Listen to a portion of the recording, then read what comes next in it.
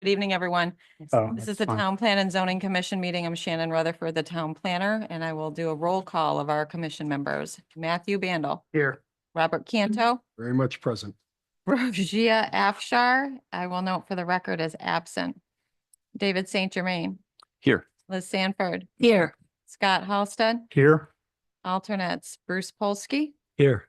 Mike Tucci is absent at the moment, and Kyla Zimmerman is also absent. All right, Mr. Chair, it is all yours. Thanks, Shannon. Appreciate it. So welcome everybody to the January 27th Town Plan and Zoning Commission meeting. A little bit of housekeeping business. Since Roja's not here tonight, Bruce, are you willing to step in as a voting member for this evening? I am. Great, thank you.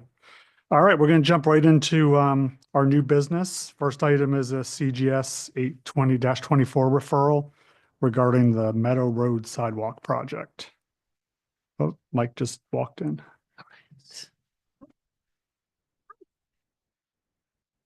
You can actually go up to Actually, the right up to podium. the over- podium. Yeah, please.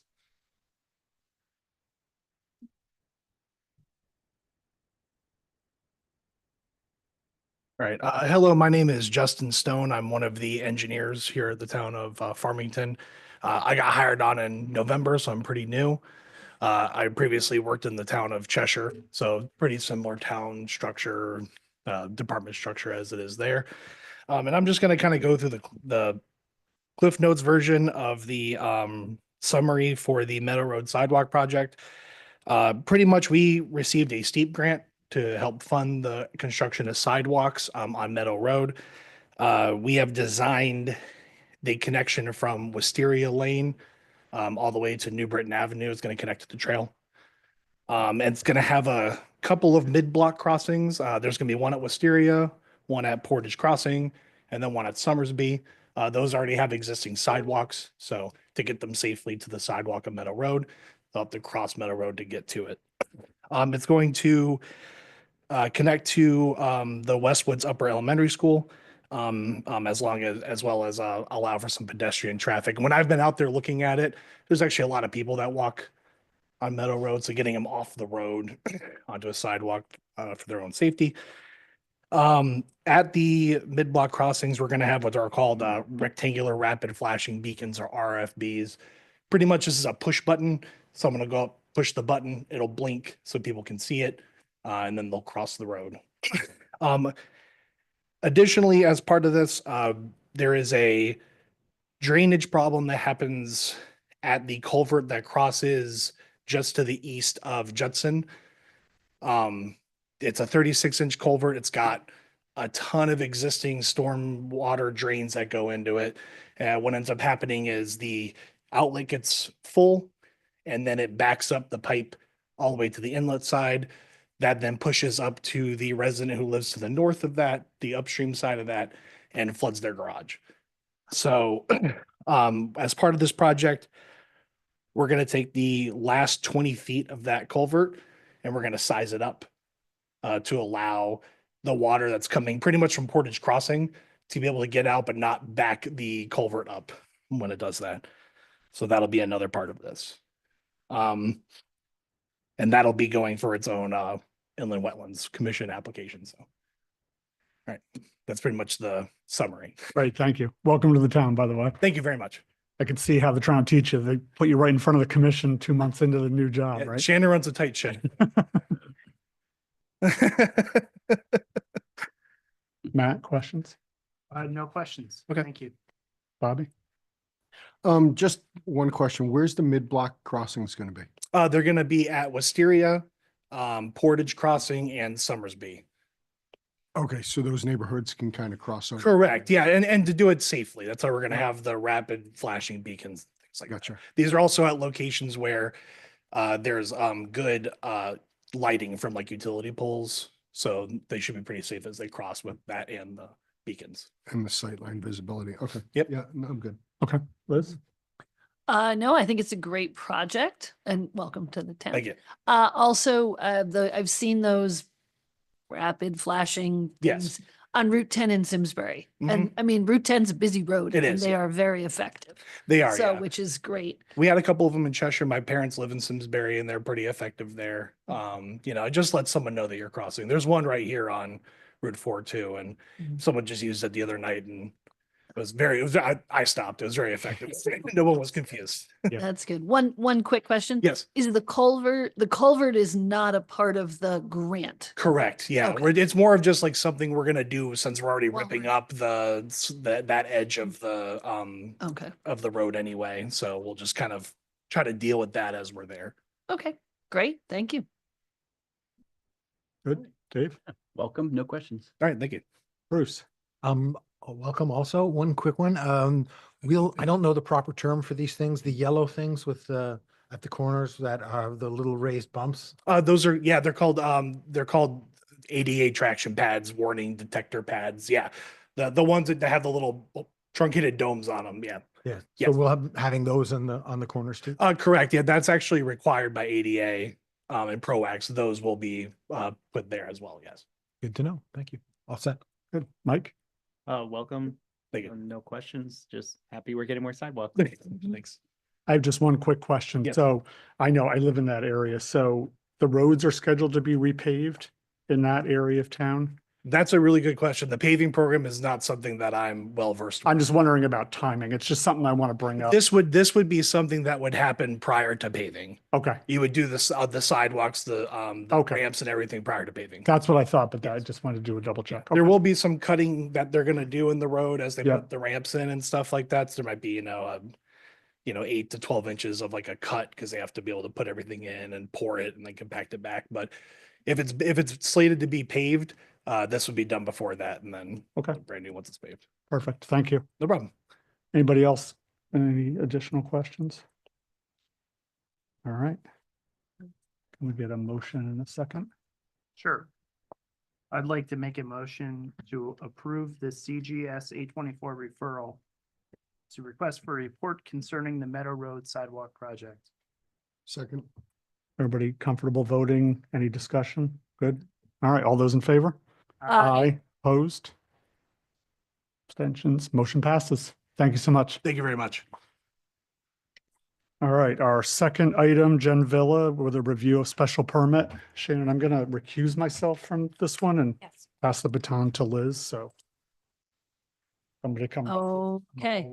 And because of our numbers, Mike, hi, glad you showed up. Are you willing and able to be a voting member? Yes. Okay, thank you very much. Okay, so this concerns Jennifer Villa review of a special permit granted April 8th, 2024 for Music on the Farm Summer Music Series at 303 and 8487 Meadow Road for compliance to the conditions of approval. Yes. Good evening. I'm Jennifer Villa. I own Hind Farm. I'm just here to, like I said, review the special permit. I hope to do the series again this summer. Is there anything you'd like to discuss about, like, when are the dates going to be? The dates are Friday. It's the Firefly Friday Summer Music Series in August. So we added one date in August, just to take advantage of the cut your own flower season and get another night in there for that. It was very well attended. We had about 150 people attend each evening last year. And it seemed to be enjoyed by everybody. I didn't hear of any complaints until this came up this year, and one was on record, but that's the only one I heard of. Okay, thank you. Do you want to discuss the different orientation for this year? Coincidentally, unrelated to the one complaint, we were considering moving the speaker location this year to face the other direction, which just to better accommodate the flow of people at the event. And that would probably alleviate the complaint of the sound too, because the sound would be projected towards Meadow Road and the buildings and kind of the uphill towards Meadow Road would stop some of the sound too. So probably be better. Okay, thank you. Matt, questions? Thank you. let's see, only real item I have now that we've talked about the configuration of the speakers and that being kind of checked off the list is continuing to limit the hours of the events. Yeah, the music ends by 8:30, so it's, So 5:30 to 9 and with Ye- music to 8:45. yeah. Okay. Yeah, no further questions for me. Thank you. Bob? Any- No, I think it's a great idea. Congratulations on the success last year. Unfortunately, my schedule didn't get me out there. I was looking forward to it. Thank But you. I see no problems. I've reviewed everything and I wish you the best of luck this year too. Thank you. Thank you. Dave? I've got no questions. Thanks. Okay, Bruce? I did attend the chicken stock event and it was great. And like my fellow commissioners, I wish you luck again this year. Looks like the decibel readings were pretty reasonable and everything seems in order. So, Thank you. All set. Thanks. And Mike? No questions. Okay, thank you. As for me, the questions, I was just gonna ask about the stage and everything, but now I understand and it makes a lot of sense. Seems like a great community event and it seems to be well received and well run. So thank you for that. Thank you. Now, anyone have any other questions? Anything come up? Okay, so can I have a motion to, are we officially reapproving or? Yes, for the continuation. and For then if the- continuation, The yes. commission want to review again next year. You want to do one more year review? Or we're good, just leave it at staff level. If anything comes up, we'll handle it. Yeah, that's, Okay, what are people's feelings? Staff level? Staff level. Then just a vote to review, approve, and that it'll be then permanent. It'll move permanently. We'll say 4 a year, and if it's gonna increase substantially more than 4 a year, then if it's So- 5, I probably won't come back. If it ends up being 6, 7, 8, 9, then Mhm. we'll be back to chat with you. We Okay. didn't, we didn't get any traffic complaints, did we? There were no, I check in with PD, so no, and there was a police officer on duty for all 3. The police officer was the one that took the Decibel readings. I saw that. There wasn't no traffic complaints. Yeah, we've Perfect. checked in. There hasn't been any traffic complaints for any of the events. Perfect. Okay. Okay, that's wonderful. Okay, so can I have a motion to, do I need to mention the April 8th or is this its own special permit? No, it's just the continuous. So now we're just voting. So you could say that it's a permanent approval of Okay. the prior application. I'd like to make a motion to approve the permanent approval of the special permit granted to Jennifer Villa, April 8th, 2024 for Music on the Farm Summer Music Festival or Summer Music Series at 303 and 847 Meadow Road for compliance to the conditions of approval. and a second? Second. Thank you, Bob. Okay, all in favor? Aye. All opposed? Any abstentions? No, great. We're Thank on you. again this Have a good year. day. Can't wait till August. Thank you. And yeah, someone go get Scott. He can come back. Got it. Okay, thank you.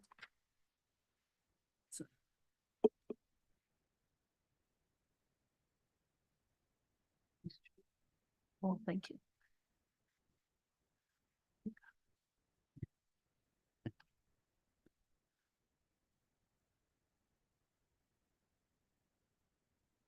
Sorry, you didn't get enough time then. No, it's having a nice time out there and, Play your game of solitaire.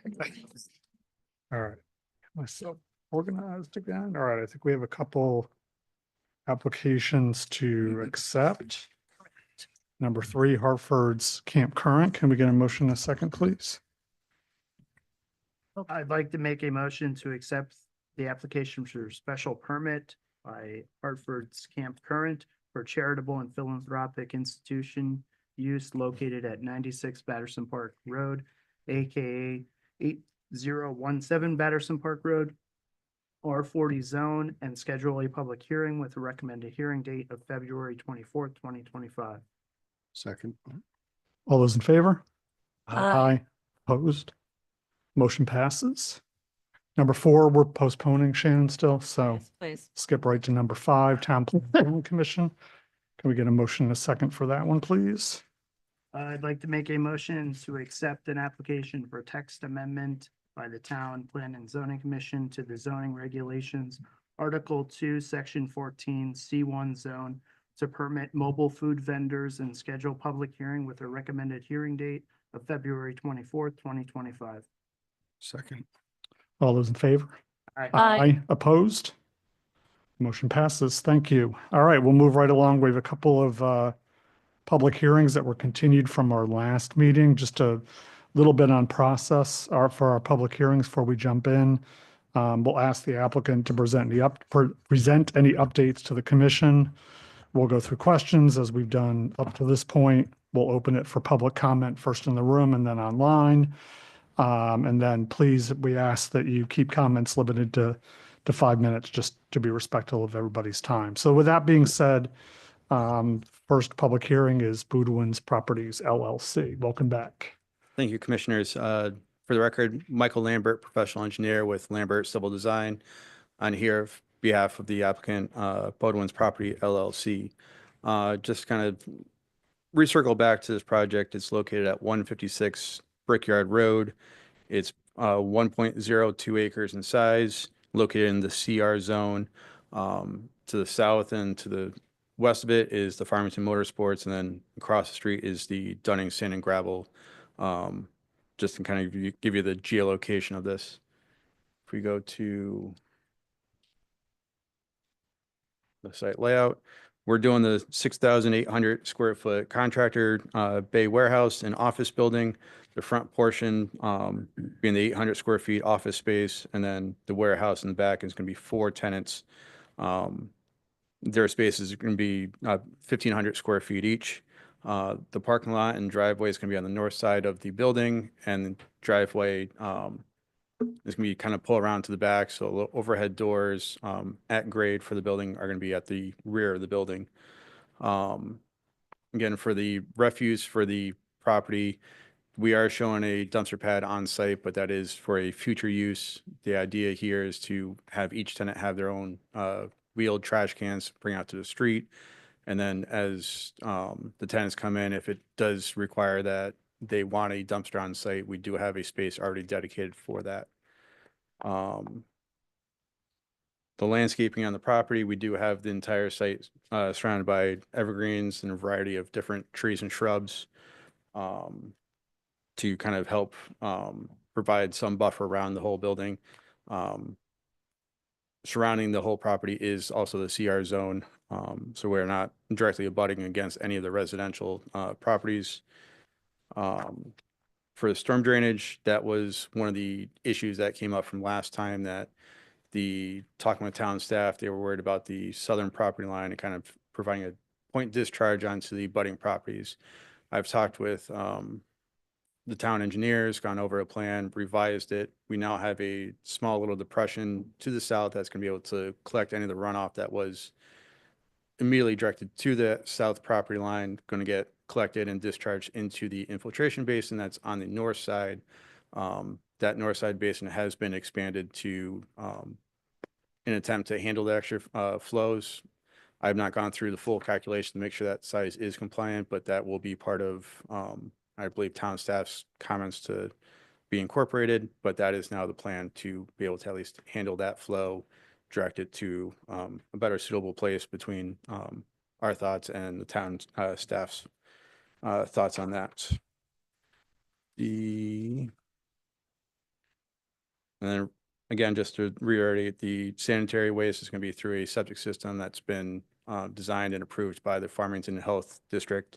It's located at the southeast corner of the property. The water is going to be done by a private well on site that's going to provide service to the building, and then the overhead, or all the electrical and cable and telephone wires are going to be overhead from the utility poles in Brickyard Road and be brought over onto our site. We have received the comments back in December from town staff. I provided a response letter updated the plans completely last week, submitted them a PDF version to Shannon and Bruce on Thursday or Friday last week. I've got another round of comments today from town staff, kind of clarifying a lot of their additional comments that they're looking to address. Looking through them, we don't have any objections to trying to meet all of staff's requirements that they're asking from there. The one item that they did ask was about the landscaping. We can work with town staff to try to beef up the landscaping. But I do want to kind of get your guys' opinion on if there's specific areas that you guys are looking for additional shrubs or flowering plantings, and I'd be happy to take any input from the commission. And then the other item was about the architecture. We can scroll all the way down. So this is the updated renderings. Really not much has changed as far as the aerial view goes. But you can kind of see in the left-hand corner, there's that little gravel down to the bottom left. Nope, if you go up a little bit. Oh, here. Yeah. So kind of in this little area. And if we go to, I think, a few more slides down. You go down. So that's the overall larger infiltration basin on the north side of the property. And one more slide, I believe. And here, kind of behind the trees here, you can kind of at least see the outline of the structure of the area drain that's going to be inside of that little depression that we're having to collect the water and connect it through the roof leaders of the building that goes up to the northern infiltration basin. And if we go down one more slide, kind of gives a little bit better of a rendering of that steel building. We're trying to look to do a two-tone color with a lighter color in the back, different color for the office space. The bottom 3 feet or so is going to be a stone or brick veneer on it. And then the warehouse building is going to have the roof slope from front to rear, kind of just be able to help divert all that storm water to the rear instead of going to the front. I apologize. I'm not sure what happened to the rendering up in that corner, but that is going to be a full steel building up to the top. And then on this, there are some little areas for the wall pack lights that are going to go onto the building. So those are shown there. And then there's just one more slide from the opposite view of it. Did not check that. I apologize. But that's at least the rear of the building to be able to show the overhead doors and the man doors going out to the pavement area. But that completes my presentation. I'll turn it over to the commission for any questions. Thanks so much. All right, Matt, questions? First one's for Shannon. Do you feel that we're good up to speed with all the comments and we've kind of negotiated out a settlement, how it's gonna go further from here? So our staff's largest concern was the drainage system in that southwest corner. So, yes, Mr. Lambert came in, met with staff, and we did get revised plans, and Bruce, bless him, got through the plans and went through and redid. I got an updated comment letter that Mr. Lambert made reference to. So they aren't really new comments. These are the ones that were still outstanding from the original. So they're not new, but we've greatly reduced the number. Our primary concern with respect to the drainage has been addressed. With respect to landscaping that Mr. Lambert referenced, because the property is so in our CR and C1 zone, you may recall that we've allowed for a greater impervious coverage over and above. Right, our base is 40%. You're allowed to go to 50% with a 5-6 vote of the commission. And then in the CR and C1 zones, we bump that to 65% with improved stormwater quality measures and landscaping above and beyond what's the base requirement of the Article 4, Section 13, our typical landscaping requirements. So that's what the agenda review is referring to. I believe what's on the plan complies with the requirements, the Article 4, but in order for that impervious coverage bonus, there's supposed to be more. So that's what that conversation is. Is there something in particular? No. Is the site rather snug? It is. I think perhaps there's room for review and maybe some flowering ornamental trees at the front, something of that nature. Or even something on the back towards the adjacent property. Thank you. Okay. Question for you about air conditioning and HVAC units, heating. Are there any plans for that? Yeah, we do have a HVAC concrete pad out in the front of the building that is going to get screened. That screening does have to get modified per Bruce's review to still allow that, but provide the appropriate screen that needs to be. There's kind of the thought process going back and forth between any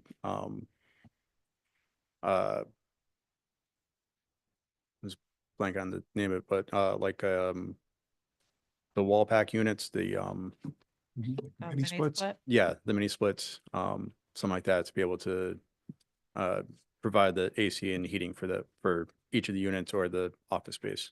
Okay. Okay, thank you. Bobby? Yeah, I kind of understand what Shannon's talking about, and I agree. I think the front could be a little bit more landscaping. Yep. And just, for lack of a better way to put it, decorated a little bit more. Yep. I would caution the back. Yeah, I see a lot of plantings right up against the curb line. Yep. I know we had talked about snow last time. Yep. And that, should be taken into consideration, just because they're gonna end up getting killed with the plow guy Yep. burying them in snow. So, instead of replacing them every year, Yep. you might want to consider changing that, or just tweaking it a little bit. Yep. Oh, we had also talked about numbering the units. Yep. I know I didn't hear you mention that, but I believe we talked about numbering the units above the doors. Might not be a bad idea to put some type of placard name. This is for emergency purposes. So if they call in with a name of ABC Electric, and they don't say we're unit 1, Yep. when fire or EMS gets there, they're looking for ABC Electric, not Yep. knocking on every door. Other than that, I don't see a problem with the plan. I think it's a decent plan. Good. I'm good. Shannon, would those signs be part of a sign application? Okay, which would be a separate, So there will be, naming signs, so the monument sign shows schematically on the Yep. on the plan, but the official sign from the sign vendor, because it's a new building, there will be a full sign application with the commission. And that will include the monument and any signs on the building, and if they want a sign on the front and the back of the building or on the door, then that can certainly be arranged. You've got to work with the square footage. And typically when we have multi-tenant buildings, and we've had a few of these, even the one that's under construction right now on Scott Swamp. Again, Mr. Sear coordinates the building and the numbering, and that gets sent right over to dispatch. So we work with the tenant to find out what they want, how they want to do it, whether it's ABC or 100, 200, 300, whatever. And then we come to an agreement on it, and that gets sent to dispatch and building. We need it for our building permits, because each of the buildings gets a separate permit typically. So it all gets coordinated internally right out of the gate before, right, really at the time that they're getting ready to pour foundations. So anytime there's a multi-building or multi-units. So thanks, Shannon. you bet. Liz? I was also going to mention the shrubs or plantings right at the edge. I'm just thinking of people who throw it in reverse. Whoops, and Yep. you're in a big truck. Don't want to scalp those shrubs. Mm. Yeah, I do like the idea of getting a little gussied up. Yeah. Look for some of those tall grasses, maybe something like that. Variety of, excuse me, a variety of things. It's a working area of town, and so some nice trees would be lovely. But in terms of specifics, I Yep. don't claim to know. But, no, it's coming together. Good. Dave? Yeah, I think I would say the same thing everyone else has said about plants. Right. And about keeping them close to that back driveway. Also, not only plowing, but also if whatever you're putting down to prevent ice. Yep. It's gonna kill everything anyway. Yep. So. Bruce? Nothing new to add, actually, no. Thank you. Thanks, Bruce. Mike? Yep, my questions were asked. Thank you. Yeah, as were mine, and I agree with the comments of fellow commissioners. So this is a public hearing, so we will open it up for anybody that's in the room that would like to speak for an opposition to this application. You can step up to the podium. Check online, Jen. Absolutely. So if anyone has called in regarding the application for 156 Brickyard Road, please raise your hand using the feature in Zoom. You'll be acknowledged to address the commission. Again, if anyone's called in for 156 Brickyard Road, please raise your hand using the feature in Zoom to address the commission. Mr. Chair, there are no hands raised. Okay, thanks, Shannon. Any further questions for Mr. Lambert? Any discussion before I close the public hearing that would keep me from closing it? No, just thanks for addressing the comments. That was helpful. All right, I'm gonna close the public hearing. Can we get a motion in a second, please? I'd like to propose 2 conditions. Okay, Discussion. Yeah. A condition that engineering comments be addressed to the satisfaction of town staff. Mhm. And a condition that landscaping plan be reviewed to the satisfaction of town staff. sounds good. That sounds great.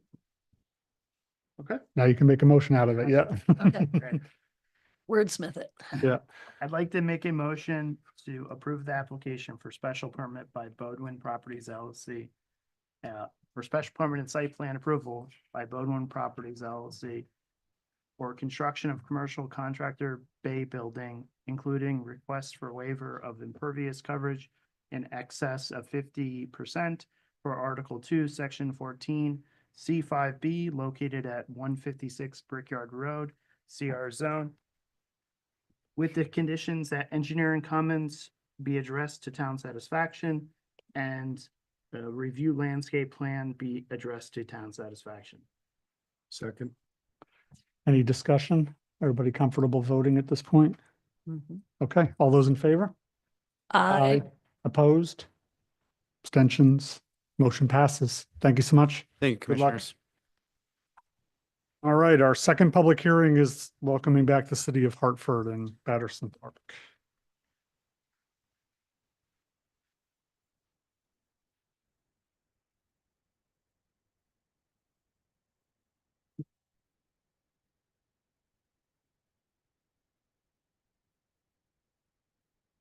Good evening.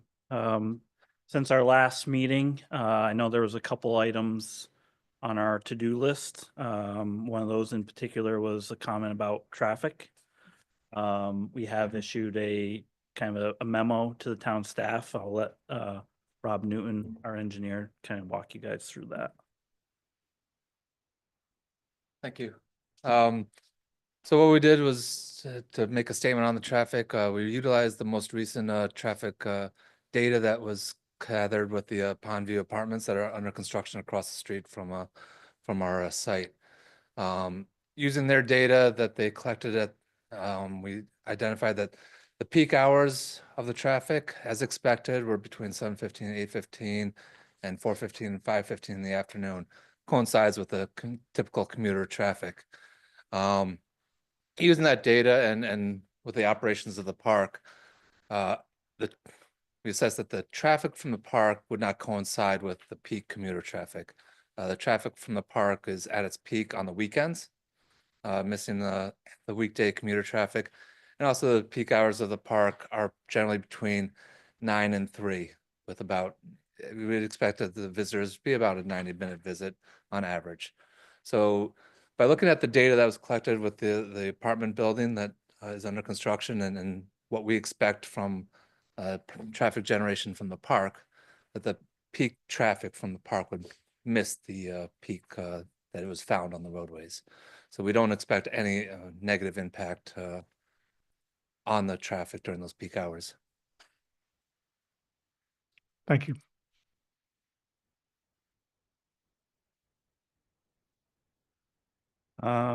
Other than that, I know we talked about the addressing the final set of comments from town staff. We're in that process, as well as waiting for the official conditions set by the inland wetlands approval that we received last week. We'll be working with town staff to prepare those final plans and submit those prior to construction activities. And then there was also under Shannon's review, a mention about park signage on the street. There is a detail on the plan set. It's basically a pillar type signage. If anybody's been in Hartford, Elizabeth Park or any of those, it's a kind of a pillar sign, quite narrow. It's got the letters in kind of a vertical position. That's what we're looking to propose at the park entrance itself. Obviously outside of the right of way, outside the site distance triangles, etc. Fairly minimal impact visually, giving it small, kind of narrow nature. The coloring scheme is very kind of neutral, doesn't draw a lot of attention. It's kind of a grayish beige off-white color and some kind of accents of magenta, orange, like red to that. And then I believe, I'll just check my notes here.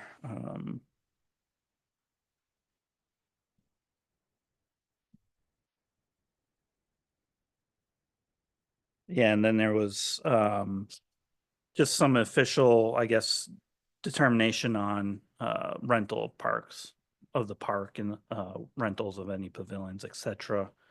If you guys have any specific questions regarding that, I'd ask Rob Allen from Riverfront to come up and answer those. But otherwise, back to the commission for any comments.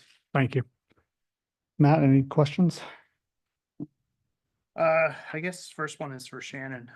Are we at the point where we still need time to review the? No, so the wetlands reviewed and approved last Wednesday with conditions. So they reviewed and approved the application, so that clears the way for this commission to go ahead and make a determination.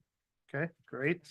And the conditions, the engineering comments, as they always are, it's one unified set of comments. So the same comments that they have for wetlands. Okay, and I guess just a point of clarification, will you be allowing rentals of the park? I'll let Rob speak to that.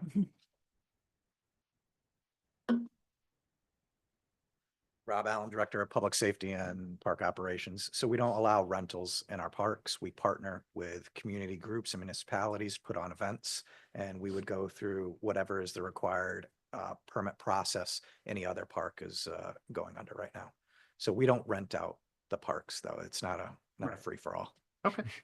All right. Thank you for the clarification. I'm all set. Bobby? So is there any consideration to rent it out in the future? Like, are you looking, is that something that we're looking to expand into?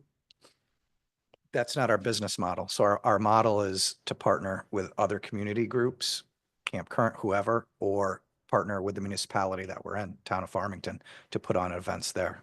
We're not looking to rent it out.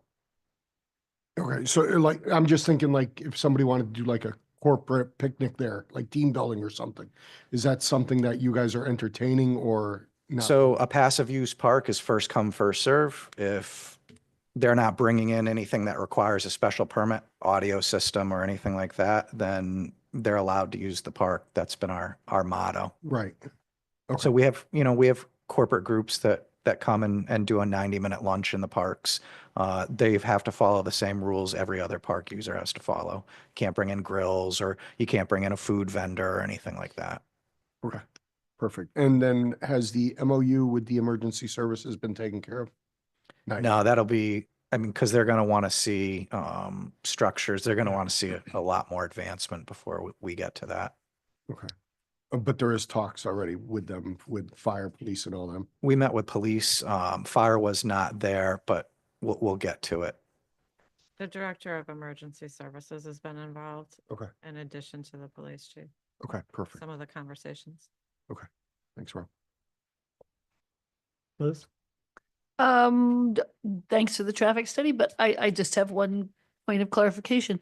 How was the usage hours of the park determined? Is that a standard formula, or is that just your experience? Or I'm just, it's more a point of curiosity as to, So there's different designations of parks. There's a destination park. So you have a park that's for swimming, Mhm.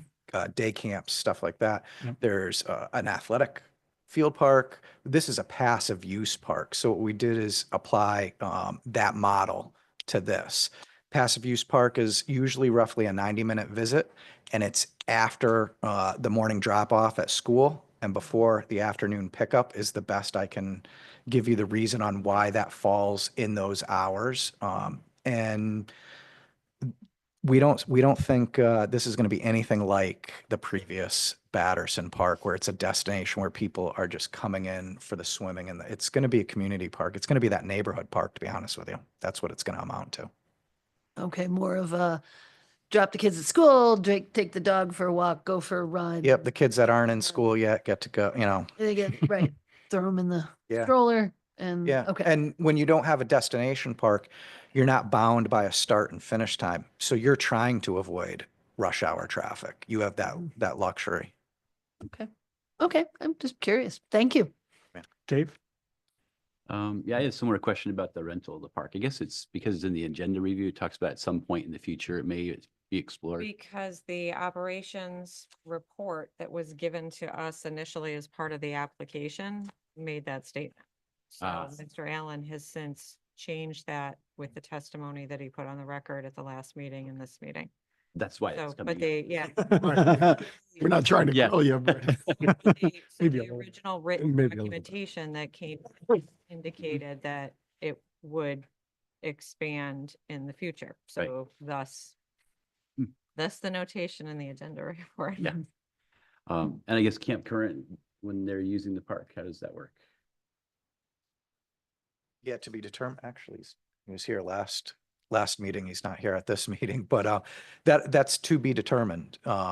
They'll know once the park is finished, these are the parameters that we can operate within. And what are you looking to do over here? How does that fit with a passive use park? What are the amenities available? What are you looking to do? What's your schedule? That'll have to, I don't have a definitive answer, but there's definitely a partnership. There's talks ongoing. All right. Well, I'm glad we're looking forward to that happening. It seems like we really want this to go. Thanks. Bruce? I'd like to return to the traffic topic if we could for a bit, because I reviewed the original traffic study, and it was published, I think, in February of 2022, so it's 3 years old, and the data in it was from 2021 during COVID. So I don't know how much that tells us, and they also had 2018. So we're getting fairly old data that we're relying on, and that gives me a bit of concern, just given what's transpired in Farmington during that time. Coming back to like what Liz was talking about too, I think just on anecdotally, I think the park is going to be hugely successful. I think beyond everybody's dreams, I think people really, really want to see this. And, on warmer days in the afternoon, I think people will be there between 3 and 6. I don't think it'll drop off, from after 9 to 3. I think we'll have more. So I think I would like to see more data on traffic, especially if it's bigger than we think and we're more successful. What do we do? The gatehouses at the front, we could have some potential issues there. And I would think we would like to have a little bit more thinking about what are our contingency plans if we have higher numbers. So I would definitely like to see an updated traffic study, I think.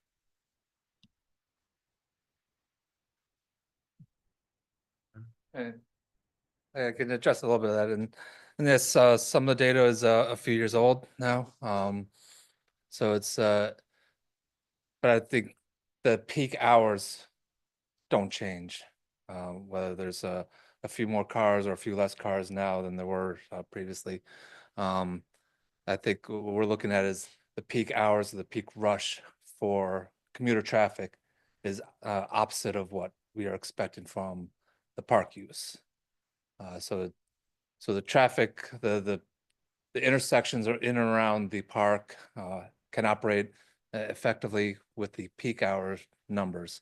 And then those efficiencies of those intersections even improve on the off-peak. So what we're looking at is, since this is an off-peak use, that the intersections will still operate at a high efficiency level. Got it. You guys are the experts. I know. I just have only my own personal references to think about. I think of the West Hartford Reservoir when it gets busy, the gates close, like we talked. If you get full up, you'll close the gates.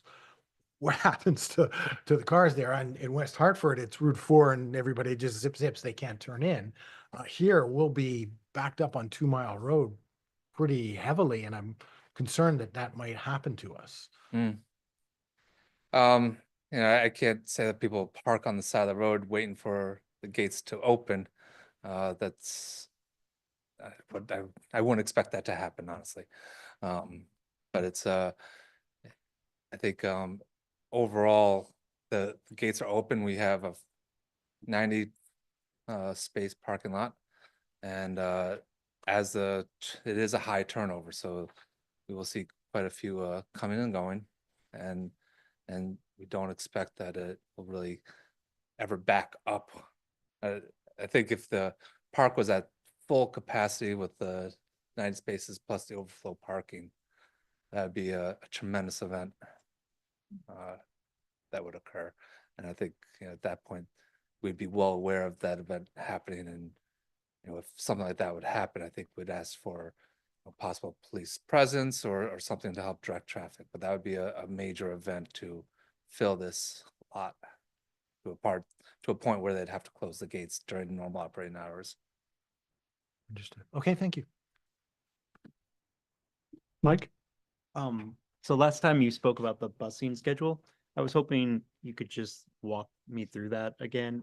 I just had a question about how that actually works. Say, like, you're having a school come, do they contact you first and then or I don't like Very how do we know rarely. they're Very rarely does a school contact a park and say, can we come to your park? It's typically a stopover for lunch, or it's a meeting point, a rally point.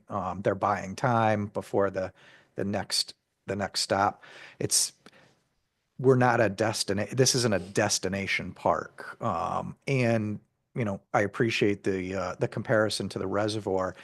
Different attraction too. So the reservoir is miles of walking trails. We don't have that, where you could spend a longer amount of time out there.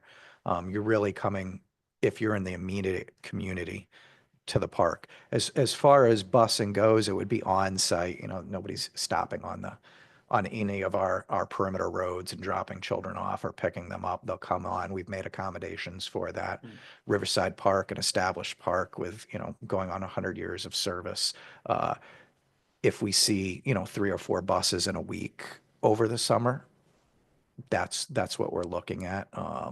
Schools aren't going to use a park, a passive use park to go to. They're just using it for a temporary stopover point. So I don't think we'll ever see that. Nobody's going to come from out of town to visit Batterson Park with a school. Okay, my thoughts were more about like Anthology or New Horizons, if they're bringing their residents to get some exercise. Sure. Like if they're both showing up Okay. at the same time, how do we not run into that? That is, first come, first serve is kind of. It is, and just like any park out there, we have made accommodations for buses, and they're all pretty good at that. There's a lot of times when there's not enough parking, they'll have to park off-site. That's part of it. That's part of, the not planning out what you're going to do. We suspect the biggest user of the park outside of the immediate community in the neighborhood will be Camp Current, and unknown how are they gonna cross the road? Are they gonna bus over? I mean, there's a lot of options there. That answers my question. Thank you. Okay. I think I'm all set at this point as well. Did anybody else? Any Just a- questions since? Yeah, Go ahead, just Bobby. One quick question. And it's probably going to be for Rob because you seem to be the point guy. Do you have a way of timing, or I guess the better way to answer it is, in the other parks, what's the average expected time people are going to be there? Like, what are you anticipating? This is an expensive project to bird watch. How long are people going to be there bird watching is basically what I'm saying. We think maximum 90 minutes, a 90 minutes. 90-minute turnover, because Okay. there's not, in the exception will be maybe the hot months with a splash pad, but it's not a giant splash pad. And if you've brought little kids to a splash pad before, there's only a finite, level of time the parents can stand to be out there. So I suspect that'll dictate the turnover time in the summer. And remember, those hours in the summer are a lot longer. So sunrise to sunset is going on a lot longer than right now, where we're at 9 hours. We're not opening until 7 a.m. and we're closed by 4:30 for 4 months out of the year. Right. So that'll also impact the different considerations of traffic. When our hours are longer in the summer, that's when schools are closed. There tends to be less commuter traffic going around. So passive use parks fit in good with a community. That's why this was a good model as opposed to some of the other things that you guys have reviewed in the past. Okay, perfect. Thank you. All set? Yeah. Anybody else? All right, thanks, gentlemen. We'll see if we have any comment from the public. This is a public hearing. If there's anybody in the room that would like to come up and speak in favor or opposition, come on up.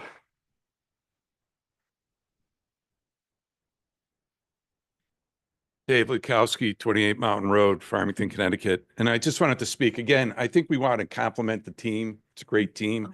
And I think they've got a great solution out there as far as how they want to develop the site as a passive park versus a destination park that Bob so eloquently described.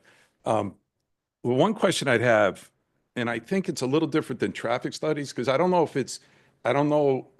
obviously Bob Newton studied, reviewed the study that was done for the intersections and so forth, and the queues. I'm more curious from the team that, you have a certain context there. You have a very suburban neighborhood that's there. There's a number of neighborhoods that feed into that. There's no sidewalks on the streets. And I was just wondering, for me, it's a traffic study, but it's maybe also roadway safety. And, you have so in the summer, you could see people coming there, maybe biking from those neighborhoods, walking from those neighborhoods, people of all ages on the weekend, kind of the same thing. And I'm just wondering if we have an average speed of what that road does. Is there something that Farmington needs to be aware of as far as any improvements or things that we need to think about to make sure that if this passive park goes forward, that we have not overlooked any possible shortcomings on those streets? Because once this is built, and we all want it built. I want it built, I'm firmly behind this project. But I certainly would just caution that there seems to be factors present beyond the perimeter of the destination park that just seem to lend themselves to a lot of confidence and trust that things are going to coexist without a problem. And I'm just wondering if there is anything beyond that we need to really think about. So, and I would maybe direct the question to Bob, seeing that he knows the context, and I know Bob's a pretty smart guy. Thanks. Certainly we hope to have a lot of the neighbors utilizing this park.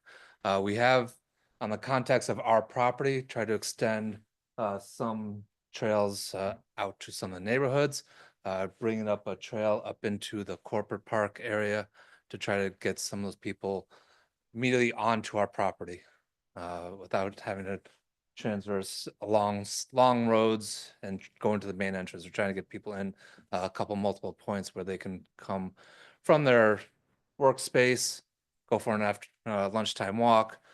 Some neighborhoods trying to get into some of the trails that come along the water's edge there. So we are trying to get people in to the park from multiple points, from a walking perspective, from a biking perspective. We do have the trail going out to the boat launch as well. On the New Britain side of the pond, there are quite a few bike designation lanes. So I guess to your question is that could more sidewalks be beneficial along these roads? Certainly they could. A little bit outside of the purview of this development. But I think any additional sidewalks, it does help create that more of a communal feel to it. We are trying to spread out our access points to grab some of these locations and some of where we see some of the walkers come from, and try to bring them into the park from different points of the park. So we are trying to grab those locations and make it easier for people to actually access right onto our property and then safely get to more of the amenities, the core of the park. Thank you. Anyone else in the room? Okay, if anyone is called in online to offer comment regarding the redevelopment of Batterson Park, please raise your hand using the feature in Zoom. You'll be acknowledged to address the commission. Again, if anyone is called in regarding the Batterson Park redevelopment, please raise your hand using the feature in Zoom to address the commission. Mr. Chair, there are no hands raised. Thanks, Shannon. Any other Liz, you have a question? I just have a quick one, and thanks for that question, Dave, because it brought up my question, which I think you sort of answered, is so there will be alternate access points. It's not just everybody comes through the same front gate. Is that correct? I think that would be great if it would. Other access points for walkers. Okay. There is the one access point for vehicles. Okay, one for vehicles, but there will be alternate. Okay, no, I think that's a great idea, since it is a somewhat linear park. It's kind of long and skinny. So getting more ways for people to get into it, to walk in, I think is a wonderful idea. Okay, thank you. So if I can, just up on the screen, so this is the main, right, you're looking at the main campus of, get that out of the way. You've got the main campus for the park itself, and then off up, so where the letter C is, Mhm.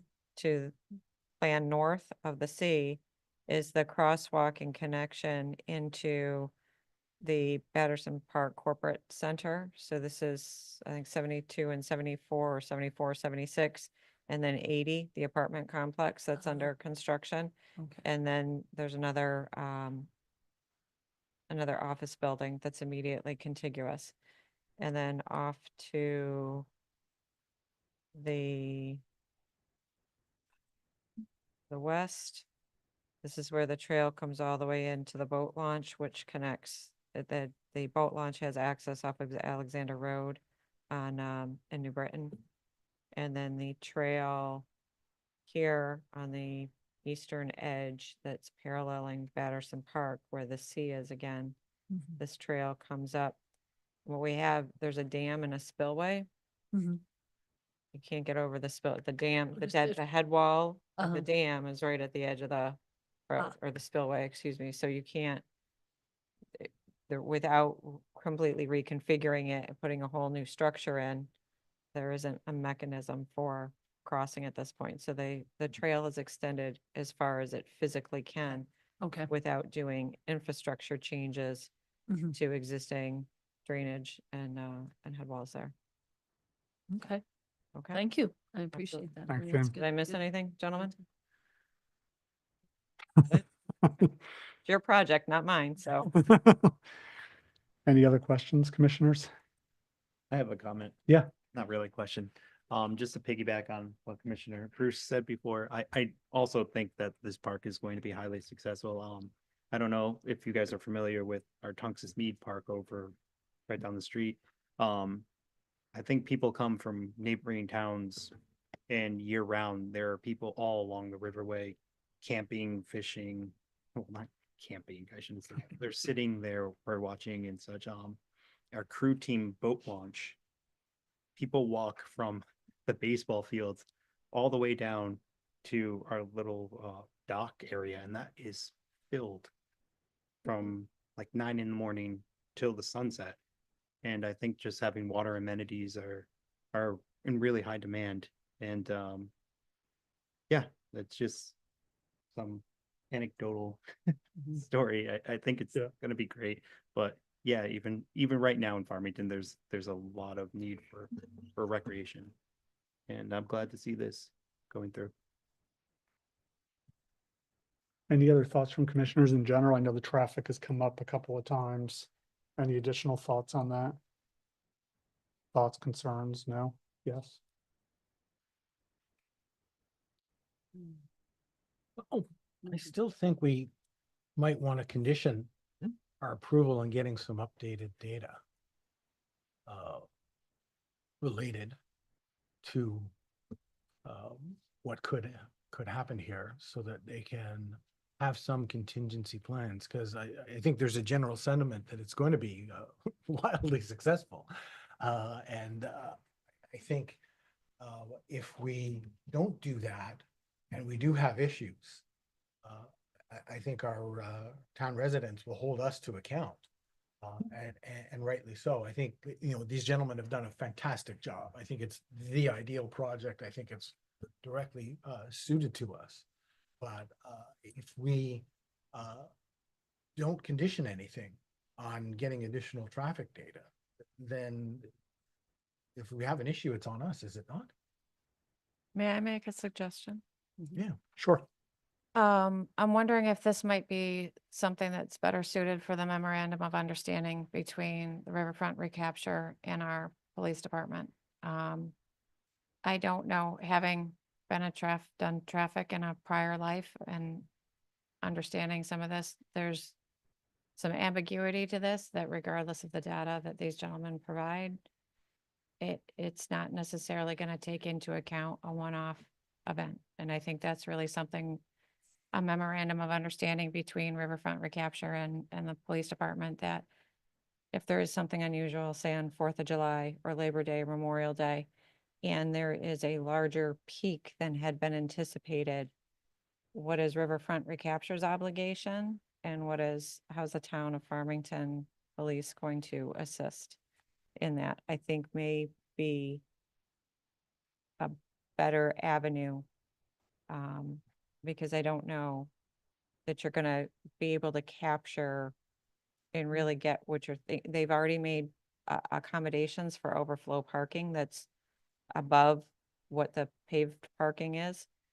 I'm not sure you're gonna be able to get more than that. And with the traffic studies and many of the numbers, yes, I know you're concerned about going back to 2018. Well, the 2018 is the pre-COVID, and that's a lot of the benchmark data that's used then to compare. So when they take a current number, they compare it then to that benchmark, and they use the higher of the two is really what I believe the practice has been moving forward. DOT's, it's kind of evolved as we've gotten past COVID. That practice has evolved a little bit with DOT, but they'll still, I'm fairly confident, are having the traffic engineers take current counts, compare it back to the 2018 and go with what's higher, which is really what that report did for Batterson Park. Yes, there's been some development in the area and new office buildings come online. I would hazard a guess that the total traffic volume in that area hasn't changed substantially. There's probably been shifts, no doubt. But you can see that you could take a count in February and take it again in April or May on midweek and still see just anomalies between the two for any variety of reasons. So, Yeah. I agree with Does that Shannon. help? I mean, doing traffic studies in my past, I mean, if I remember correctly, didn't it come up with a C rating? it was, remember. there was a couple So of it wasn't like on the low, I mean, it wasn't at the max end. It was pretty much, it was in the middle. it was in the Yeah. middle. It had room for expansion. The Ds were down at the Finneman, the intersection of Finneman with Right. with 84, which is to be expected. Which is to be expected. Yeah. Yeah. And I also, I hope it gets used. I think we all do. I'm sensing we're all behind it. But I still don't see it being as popular as the reservoir, or I know Winding Trails is more of a destination park, but we see some issues there, but I'm not sure that we're gonna, that's just my personal opinion, that we're gonna see that kind of impact Agreed. here. But I am curious about what Shannon said about an MOU. I don't know if that addresses some of the concerns you have, Bruce. Very much. Okay, Actually, that right. would, I think that would be Yeah. sufficient. Okay. To allay the concerns, because then we have I don't know what the right term would be, like a safety valve, if there is something that Yeah. goes on, that we have Yeah. a basis to then have some renewed discussion if we have a safety issue, if we have some challenges. And that was really all I was Yep. looking Okay. for. And I think that could be handled Okay. within the MOU. So I'm well satisfied that would And Great. if there's an issue, then we'll revisit. No Yep. different than Yeah. we do with any of the Yep. other Yep. applicants. Yeah. And there are some that, on a regular basis with our police department, We won't talk variety of about those. reasons. So, and if there is an issue, then we we try to work with the applicant to say, hey, this isn't consistent Yep. with what was presented. Yep. Here's why it's not consistent, and there's an expectation that corrections are made. So, and they're given an opportunity to make the correction. And if they need to implement something different, then and if sometimes it's just an operational element that needs to be changed. Sometimes it's a physical element that needs to be changed. So, and you And- folks will be kept up to date accordingly, as Yep. as you usually are. Okay. That You know, sounds I remember good solution. last meeting, I mean, I remember Rob saying, and I still remember it. If we end up with the park closing, Yeah. that's a heck of a business model, and you did something right, you know, so. truly. It's true. Any other thoughts, questions before I close the public hearing? Wanted to leave it open in case we wanted to engage with the gentleman. Good? I'm all good. Everybody's good? Okay, going to close the public hearing. Can we get a motion in a second, please? All right, I'd like to make a motion to approve the application for special permit for improvements to Batterson Park, including new driveway and parking area, parking support buildings, boardwalk and picnic areas located at 95 Batterson Park Road, R20, R40 zone by the city of Hartford. Second, Do we need a condition in there, Shannon, based on what we were talking about, or, We can say as presented. okay, As presented. very good. oh, I'm sorry, second. Resecond. Any discussion? Everybody's comfortable voting? Okay, all those in favor? Aye. Opposed? Abstentions? Thank you so much. Great presentation, gentlemen. Appreciate it. Looking forward to it. Moving There are forward. 2 words, I know, I was like, what am I Yeah. seconded here? Like 2 Mark words. Robbie. All right, Shannon, Okay, over to you. we've got a handful of planners report items, and I added, I'm gonna slide 2 additional ones in. All right, it's all about Shannon right now. Because that's what we do. So first one is Modern Tire is rebranding, or they're becoming, instead of just Modern Tire, it's Zeller Tire Modern Auto Service. So Modernizing. the existing sign on the building, Modern Auto and Tire and Auto Service, is going to change to the Zeller Tire. So it's just a straight Yep. pop one out, put the other one in. If there's no objection, this is going to go to building permit for installation. Seeing head nods, all Sounds in good. agreement. Good. Great. Okay. Next one is similar. It's another sign that came in. This one is on 525 New Brighton Avenue, the former Serve Pro. Wow. So they're going to reface the monument sign. It's Oh. Horton Enterprises. They're out of Avon or Canton, I can't remember. And they have a number of sub companies Mhm. that fall under the Horton Enterprises umbrella. So the smaller signs they're all gonna go in the same general location that the wall mounted sign for ServPro had been, still externally illuminated. The sizing is compliant. They've got, like I said, the four smaller.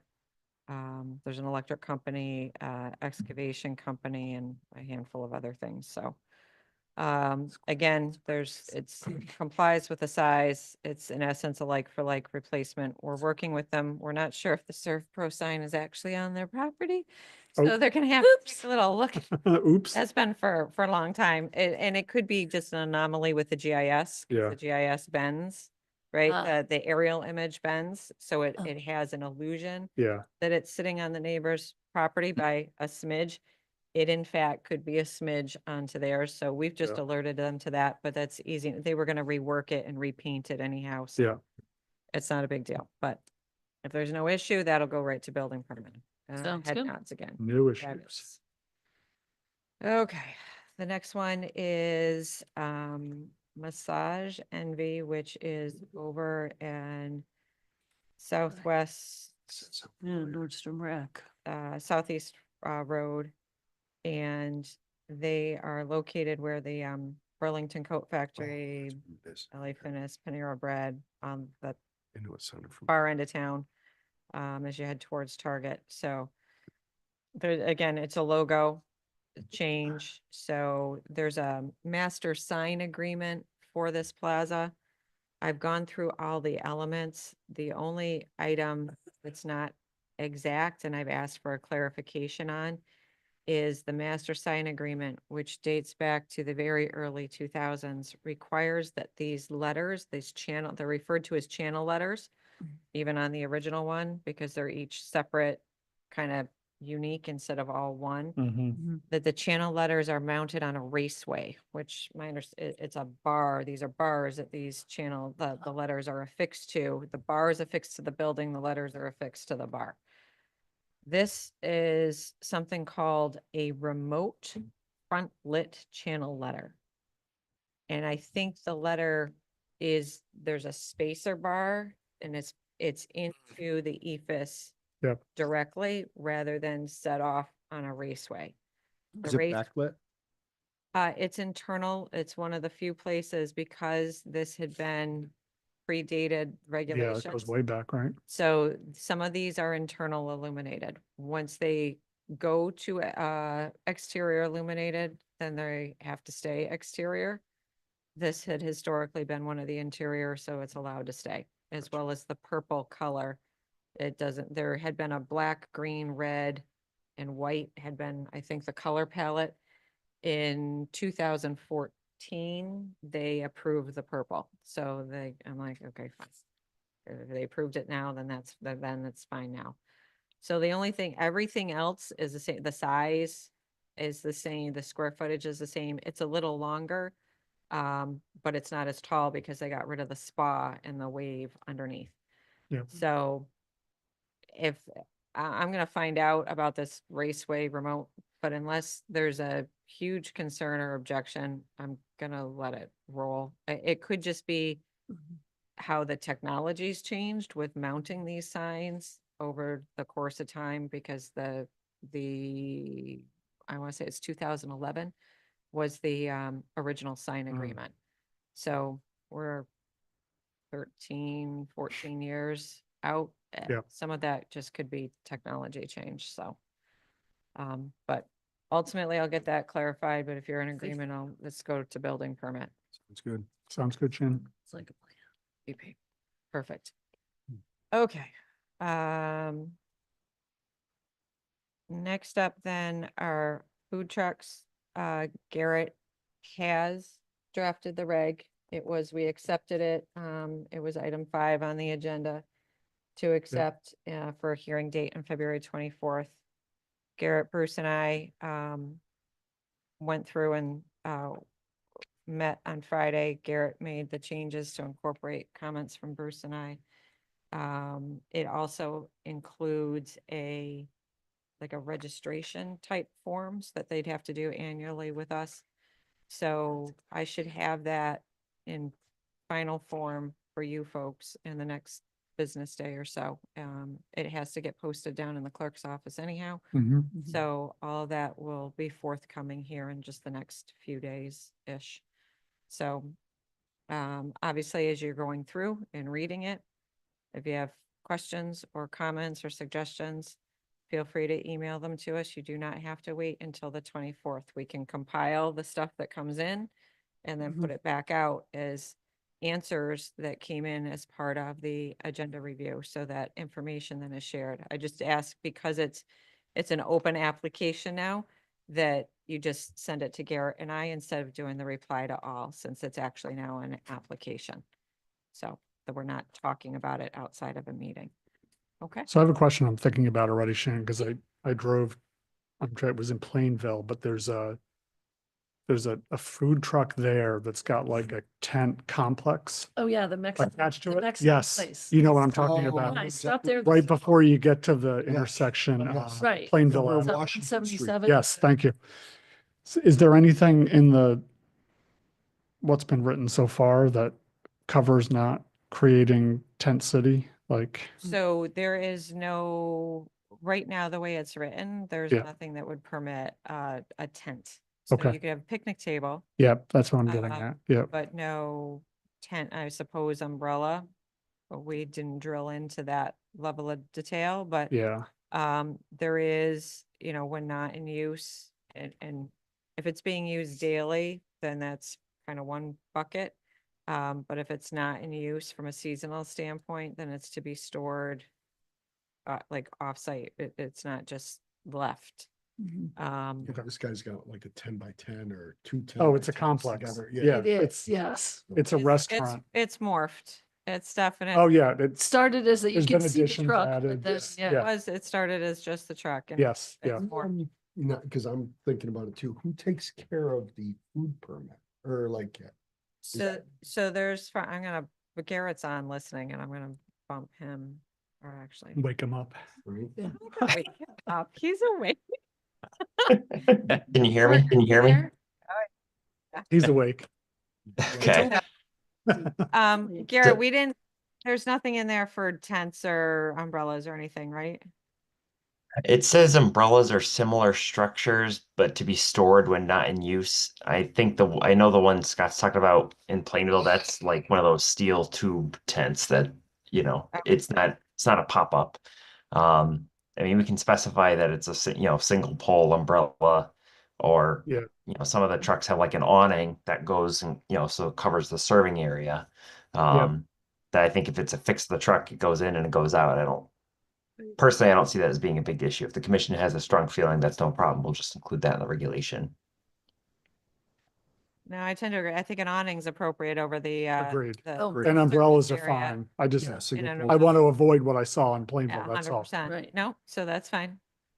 So if we need to put wording, again, we got into this a little bit as part of our conversation about, I want to try to make sure that the regulation is written in the positive.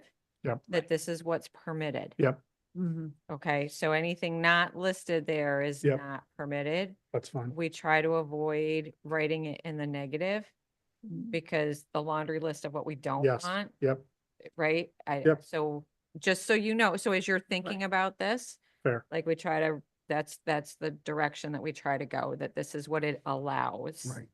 And anything that's not specifically here is not allowed. Okay. So like I said, that'll get to you here in the next couple of days. And then So, the health issue. oh, sorry, Farmington Valley Health issues a license to the food trucks. And then we worked with the police department. They need a peddler's license.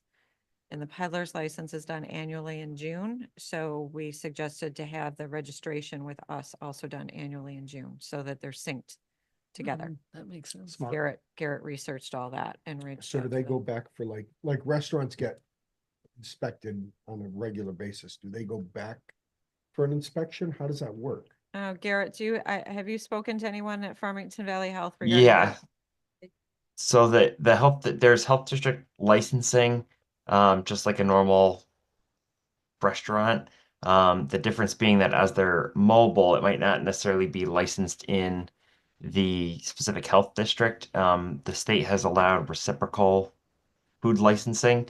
So another city can provide a license, and then as long as Farmington Valley Health District has an agreement with that city, the license carries over into Farmington. We can confirm with the health district if they would want, if it's a more, I'm going to say quote unquote permanent, where it's sitting for a couple months, as opposed to just showing up for a fair or a single day event. I can check with the health department whether they have any sort of inspections associated with that, or if it's just a one time when they come to town, if they need a meeting with the health district or something like that. Yeah, I'm assuming, because I think the health district even goes into the restaurants annually, so I would assume that Yeah. food trucks would also need some type of annual, but that Annual. would be good to follow up with. Okay, Yep, no problem. okay. Okay, anything else food truck related at the moment? Did we decide what zones are gonna be allowed to do? So we did, so initially it's gonna be limited to the CR and C1 zone. Okay. Yep, and that's how it's been written. So it's actually as a special permit use in the CRC1, so it would be limited to that. Okay, I'd sent something in about lighting. yes, yep, and we've incorporated, so thank you for your comments. Yes, so we did, I can't remember what we did for lighting, because we've limited it to an existing, it's limited to, as an accessory use to an existing primary business. So it has to be on a property that's already developed, as opposed to adding food trucks now into vacant lots. Okay. Okay, so, and there are hours of operation stipulations till like 9 PM is the latest. I'm going from memory now. And we do make provision for temporary lighting if needed, because the food trucks normally have some lighting on them, but if they're in an existing parking lot, presumably there's some Mhm. sufficient enough lighting for what they're doing. But yes, And also I had the permanently park, I've been to Portland where my daughter lives in Oregon, and they've got some that are, it looks like, the tires are all flat and they're just permanently parked there. no, and so Garrett hit that straight up, that it has to be, Garrett, what's the wording that you use? It has to either be move under its own power, be towed by another vehicle, and have an active registration with the Connecticut Department of Motor Vehicles. There you go. There you go. Perfect. There you Is go. it gonna fall under the open sign regulation too? No, Okay. You're gonna get smacked, probably. yes, So kind of like with Patterson Park, if one of our food trucks becomes wildly successful and ends up contributing to more traffic, I know everyone in town always complain about traffic. Will town reassess their license the following year? Sure. If people. okay. 100%. Yeah, if they can't manage appropriately, then absolutely, because that's part of the registration annually. So, they've got to be able to manage the parking. It talks about signage, it talks about parking. Farmington Valley doesn't require portalettes. I said, if you have seats, then we're having portalettes, period. Now, if it's takeout only, so say somebody wanted to be open this time of year and it is truly takeout only, then we can waive the portalette requirement. So yeah, I think we've covered most of those things. So if they're setting up a picnic table and umbrella, we're gonna have a portalet? Yes. Yes. Yeah. Yeah, 100%. Yeah, I just didn't see, Agreed. I Yeah. couldn't see doing it any other way, so. Yeah, Farmington Valley doesn't view a picnic table as permanent seating, which I understand, but if we're gonna open this up, then I Yep. think Correct. Now's we've the gotta have time. a provision for that. Yep. So, and it's fine, I don't care if they lock it when they're not open, that's fine, and it's unlocked during their, while they're open, that's fine, so that it's not a free-for-all either. I know we have that issue at times, in other locations, so.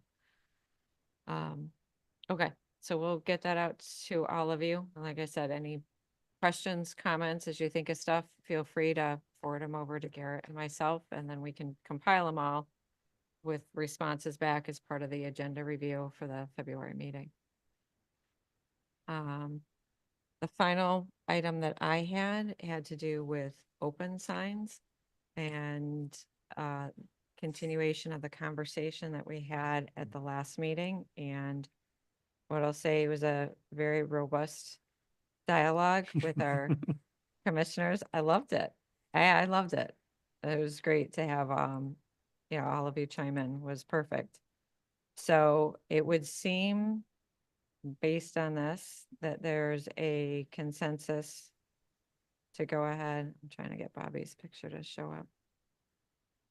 So there seems to be a general consensus that, yes, we want to allow an open sign. Understood loud and clear regarding the other ancillary signs that have also popped up. Bruce reminded me that the lottery signs are state regulated, so we don't have any control over the lottery signs. But some of the other, whatever, Budweiser and Michelob, et cetera, signs and Marlboro Light signs, those, yes, absolutely. From a flashing or moving standpoint, we already prohibit that. It's already prohibited for any of the signs or light windows to flash and have a Vegas-like appearance. So, so I think this was great. Thank you all for taking the time to notice and look around and chime in. It's much appreciated. So we will embark on modifying the regulation so that it will be permitted, an illuminated open sign, internally illuminated open sign. I think we will restrict it so that it has to be hung in the window, that it's not outside at the road. It's not, so there will be parameters, and this will be separate from their identification signs, right? So the attached signs and the detached monument sign, the name, whatever, has that own.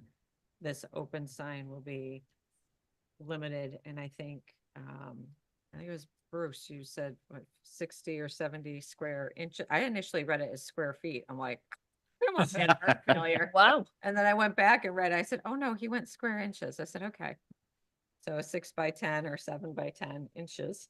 So I think, we'll work around, we'll maybe discreetly take some measurements on some that we think are appropriate so that we can get a handle on what size those are. That would be really helpful. And Yes.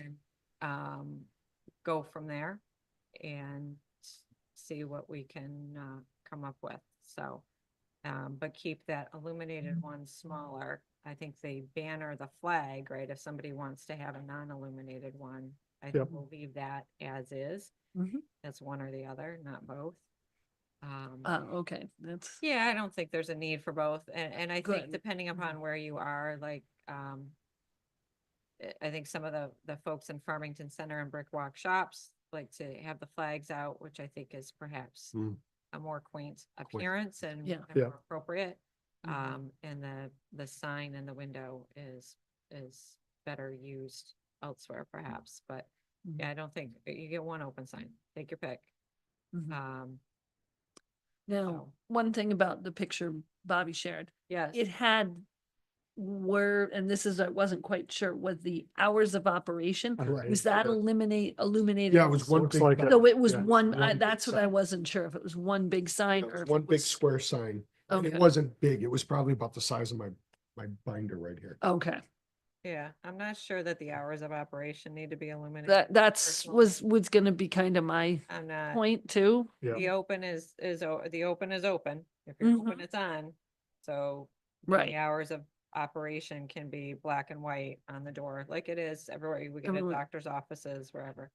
I'm Yes, gonna ask a that's, question. Were you in Farmington when you took this? Stinker. You were a Of course I stinker. did. All right, you can tell me later where you I were. will. Yeah, I didn't have a heartache with it because, you know, they're turning it off.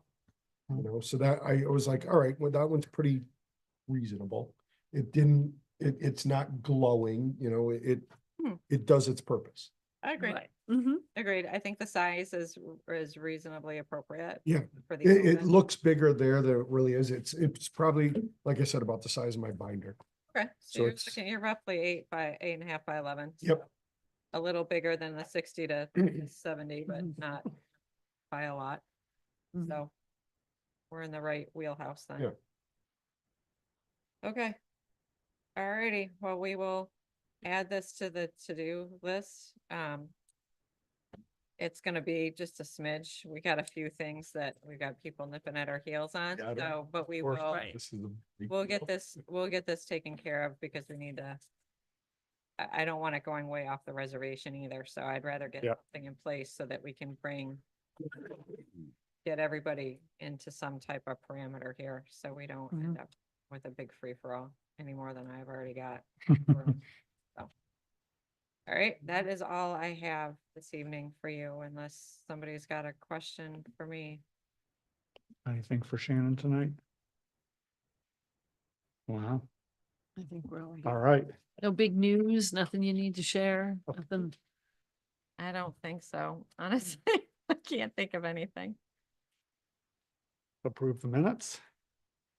All Motion right, in the I'd second, like to please. Make a motion to approve the minutes of the January 13th, 2025 Town Plan and Zoning Commission meeting. Second. All those in favor? Opposed? Meeting is adjourned.